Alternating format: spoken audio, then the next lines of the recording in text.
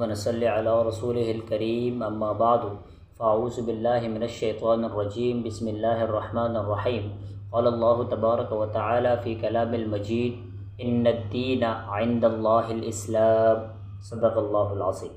سامعین محترم، اسلامی تاریخ میں بعض واقعات ایسے ہیں جن کو مختلف مکاتب فکر اپنے نقطۂ نظر سے اہمیت دیتے ہیں۔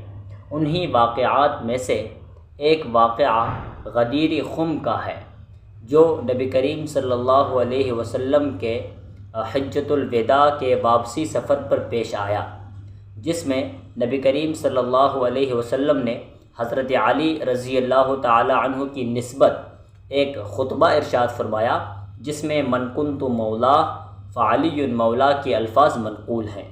اہل تشیع حضرات اسی مناسبت سے 18 ذی الحجہ کو عید مناتے ہیں، جسے عید غدیر کا نام انہوں نے دیا ہے۔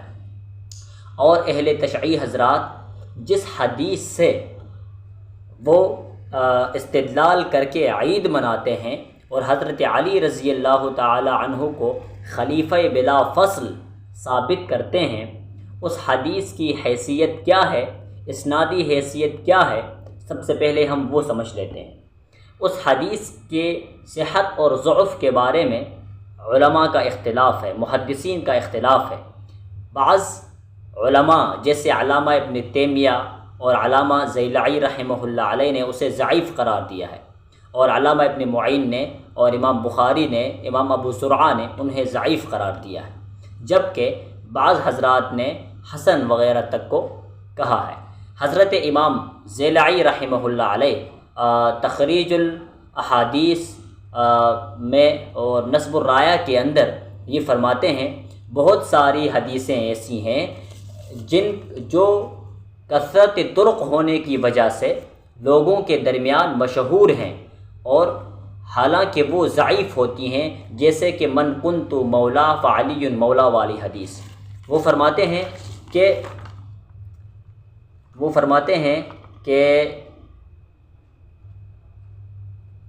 کم من حدیث کثرت طرقه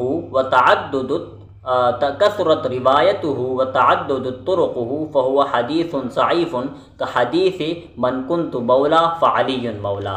کہا کہ بہت ساری حدیثیں ایسی ہیں جو کثرت طرق کی وجہ سے ضعیف ہیں، لیکن لوگوں میں وہ مشہور ہیں، وہ ضعیف ہوتی ہیں، جیسے کہ من کنت مولا فعلی مولا والی حدیث ہے۔ اور علامہ ابن تیمیہ رحمہ اللہ علیہ نے بھی فرمایا کہ یہ حدیث ضعیف ہے۔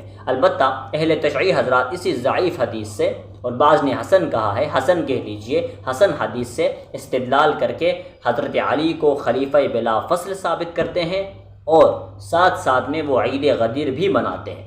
سامعین محترم، اب ہم آتے ہیں اس بات کی طرف کہ وہ اس حدیث سے استدلال کیسے کرتے ہیں۔ اہل تشیع حضرات اسی حدیث میں موجود ایک لفظ ہے مولا، اسی مولا کے لفظ سے وہ استدلال کرتے ہیں۔ وہ کہتے ہیں کہ یہاں مولا کے معنی ولی، سردار اور خلیفہ کے ہیں، لیکن ہم کہتے ہیں کہ یہاں ولی، سردار اور آقا کے معنی میں نہیں، بلکہ دوست کے معنی میں۔ اہل تشیع حضرات کا یہ کہنا ہے کہ یہاں دوست کا معنی صحیح نہیں ہے کہ حضرت علی کو ہم صرف مومنین کا دوست قرار دیں، یہ صحیح نہیں ہے۔ کیوں؟ اس لیے کہ حضرت علی رضی اللہ تعالی عنہ کی جو دوستی تھی وہ تو کسی بھی مومنین سے مخفی نہیں تھی، تمام صحابہ کرام حضرت علی کے یقیناً دوست تھے۔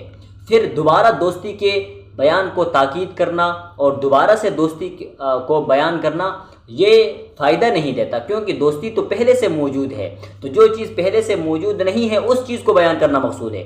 جب دوست پہلے سے ہیں تو گویا کہ دوست والا معنی ہم مراد نہیں لے سکتے، بلکہ اس سے ایک نیا والا معنی مراد لیں گے، وہ کیا؟ خلیفہ اور ولی اور سردار اور آقا کے ہم معنی مراد لیں گے۔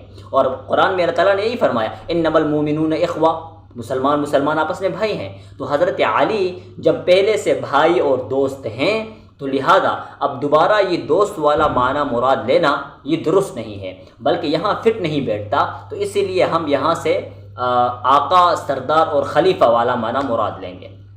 سامعین محترم، اب ان کا یہ استدلال اپنی جگہ۔ اب ہم ان سے یہ پوچھتے ہیں کہ اہل تشیع حضرات آپ ہمیں یہ بتائیں کہ اس واقعے کے بعد حضرت علی رضی اللہ تعالی عنہ پورے 30 سال زندہ رہے، 4.5 سال اپنے خلافت کے اور 26 سال بلا خلافت کے، کیا ان 30 سالوں میں ایک مرتبہ بھی حضرت علی رضی اللہ تعالی عنہ نے عید منائی؟ بالکل بھی نہیں۔ صحابہ کرام نے منائی؟ بالکل بھی نہیں۔ نبی نے کہی، نبی نے منائی؟ بالکل بھی نہیں۔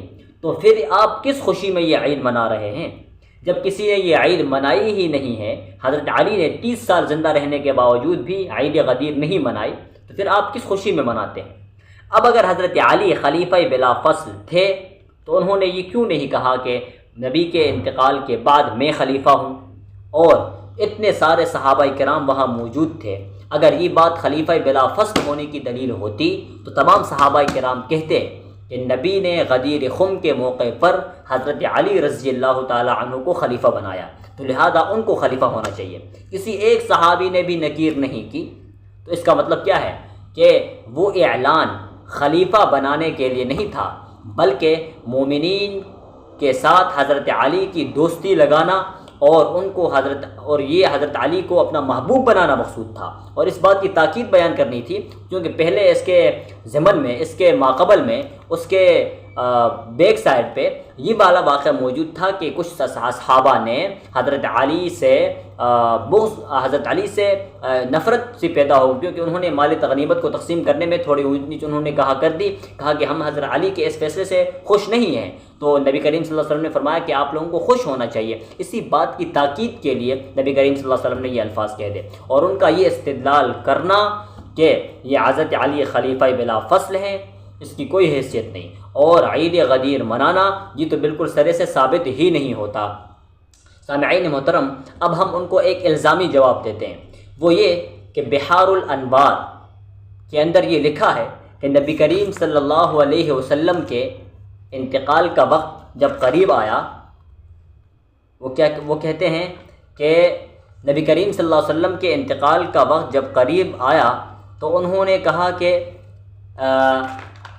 تو نبی کریم صلی اللہ علیہ وسلم رونے لگے۔ تو جبرائیل امین نے پوچھا کہ آپ کیوں رو رہے ہیں؟ تو آپ نے فرمایا کہ من لہم من بعدی لاجل امتی، کہ میں اپنی امت کی وجہ سے رو رہا ہوں، میرے بعد ان کا خلیفہ کون ہوگا؟ تو فرجع جبرائیل فقال، حضرت جبرائیل دوبارہ لوٹے اور وہ واپس آئے اور فرمایا کہ ان اللہ تعالی یقول انا خلیفتک فی امتک، میں، اللہ تعالیٰ فرماتا ہے کہ میں آپ کا خلیفہ ہوں گا آپ کے بعد آپ کی امت میں۔ سامعین محترم، اب ہم سوال کرتے ہیں کہ شیعوں کی کتاب کے مطابق یہاں اللہ تعالیٰ فرما رہے ہیں کہ میں خلیفہ ہوں گا، اور نبی کریم صلی اللہ علیہ وسلم نے جب غدیر خم کے موقع پر حضرت علی کو خلیفہ بنا دیا تھا تو پھر ان کو اس بات سے پریشان ہونے کی کیا ضرورت تھی، اور اس بات پہ رونے کی کیا ضرورت تھی کہ میرا خلیفہ کون ہوگا؟ کیونکہ وہ تو پہلے سے نبی کو، حضرت علی کو خلیفہ بنا کے چلے گئے ہیں، تو پھر ان کو رونا نہیں چاہیے تھا اور ان کو پریشان نہیں ہونا چاہیے تھا۔ نبی پریشان ہو رہے ہیں، یہ اس بات کی دلیل ہے کہ غدیر خم کے موقع پر یہ اعلان خلیفہ کے لیے نہیں تھا بلکہ دوستی کا بتانے کے لیے تھا، اور اللہ تعالیٰ نے فرمایا کہ میں خلیفہ ہوں گا۔ تو جب اللہ تعالیٰ خلیفہ ہیں تو پھر حضرت علی رضی اللہ تعالیٰ عنہ خلیفہ کیسے ہوئے؟ اور یہ بات بحار الانوار کے اندر بھی لکھی ہے اور مناقب ابی طالب کے اندر بھی لکھی ہے۔ سامعین محترم، اب آپ غور کریں کہ یہ اہل تشیع حضرات کس طرح سے پروپیگنڈا کرتے ہیں، اور 18 ذی الحجہ کو حضرت عثمان غنی رضی اللہ تعالیٰ عنہ کی شہادت ہے، اور آپ دیکھیں ان کی کتاب ہے، اس میں انہوں نے لکھا ہے کہ 18 ذی الحجہ یہ عید ہے مومنین کے لیے اور بہت بڑا دن ہے، اور اس دن جو کام ہوا وہ حضرت عثمان قتل فیہ عثمان، حضرت عثمان رضی اللہ تعالیٰ عنہ شہید ہوئے۔ تو گویا کہ یہ عید غدیر اصل میں ایک دھوکہ ہے، ایک بہانہ ہے، یہ حضرت عثمان رضی اللہ تعالیٰ عنہ کی شہادت میں خوشی مناتے ہیں۔ جس طرح کہ کونڈوں کی نیاز وہ حضرت امیر معاویہ رضی اللہ تعالیٰ عنہ کے انتقال پر دیتے ہیں، اسی طرح یہاں یہ عید غدیر مناتے ہیں حضرت عثمان رضی اللہ تعالیٰ عنہ کی شہادت۔ سامعین محترم، اور دوسری بات، آپ نے وہ حدیث قرطاس تو آپ حضرات نے سنی ہوگی، اس میں بھی یہ لوگ شوشہ کرتے رہتے ہیں، واہ جی حضرت عمر نے نبی کو کاپی قلم نہیں دیا، کیوں؟ وہ حضرت علی کو خلیفہ کہنے کو لکھ رہے تھے، حضرت عمر نے دیا ہی نہیں ان کو۔ بھائی جب وہ غدیر خم میں پہلے سے خلیفہ بن گئے ہیں بقول آپ کے، تو پھر دوبارہ سے خلیفہ بنانے کی کیا ضرورت ہے؟ یا تو یہ شوشہ چھوڑ دو یا یہ شوشہ چھوڑ دو، دونوں کو پکڑ کے بیٹھے ہیں۔ جب وہ پہلے سے خلیفہ ہیں تو پھر حضرت عمر نے اگر نہیں بھی دیا تو بقول ان کے، تو اس سے کوئی حرج تو لازم نہیں آنا چاہیے تھا، کیونکہ وہ غدیر خم میں خلیفہ بن گئے تھے۔ یا تو یہ رونا چھوڑ دو یا یہ رونا چھوڑ دو، اب دونوں طرف سے وہ پھنسے ہوئے ہیں حضرات۔ لیکن اہل سنت والجماعت کا یہ عقیدہ نہیں ہے۔ اہل سنت والجماعت حضرت علی کو خلیفہ چہارم مانتے ہیں، برحق مانتے ہیں، خلیفہ راشد مانتے ہیں، اور صحابہ اور مومنین کا دوست مانتے ہیں، خلیفہ بلا فصل نہیں مانتے، اور عید غدیر کا تو کوئی تعلق ہی نہیں ہے۔